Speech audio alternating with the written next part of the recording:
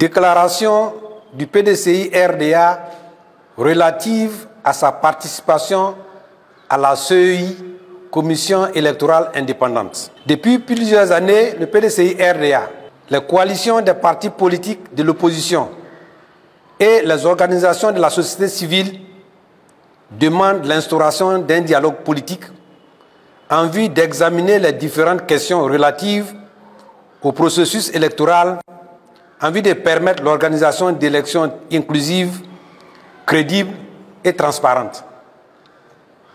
Malgré ces appels pressants, le gouvernement s'est à plusieurs reprises déclaré opposé à tout dialogue. Tant et si bien que la CEI, l'organe chargé des élections, demeure fermé aux préoccupations exprimées par les partis politiques et les organisations de la société civile relatives au processus électoral actuel.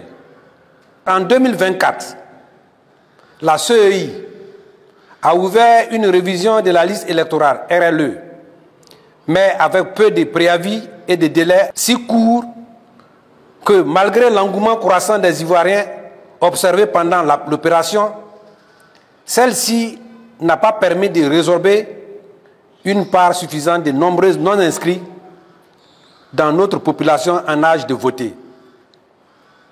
L'appel du président Tidjane Thiam, président du PDCI-RDA, a prolongé la RLE 2024 afin de permettre au maximum d'Ivoiriens en âge de voter de s'y inscrire, n'a pas été entendu par la CEI.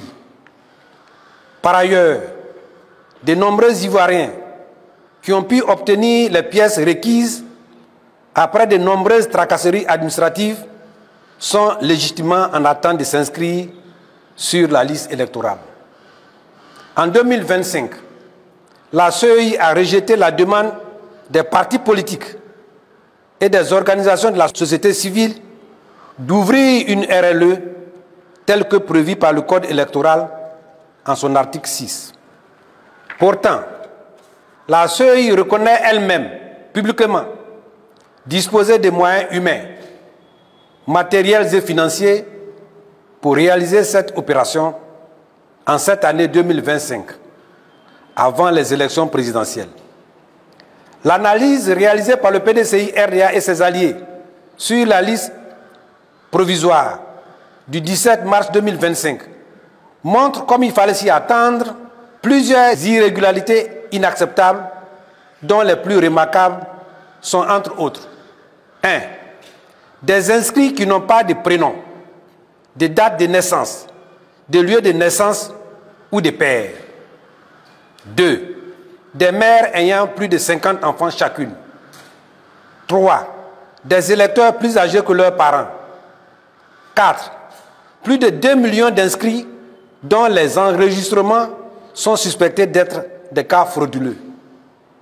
5. De nombreux morts. Cette liste est loin d'être crédible.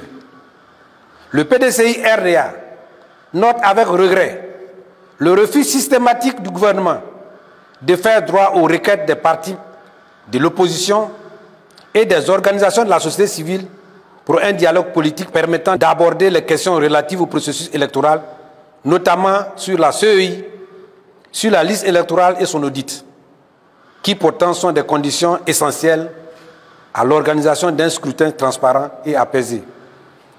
Au regard de ce qui précède, le PDCI-RDA, prenant l'opinion nationale et internationale à témoin, ne saurait tolérer les nombreuses insuffisances de la CEI et son incapacité avérée à organiser des élections justes, inclusives, transparentes et crédibles.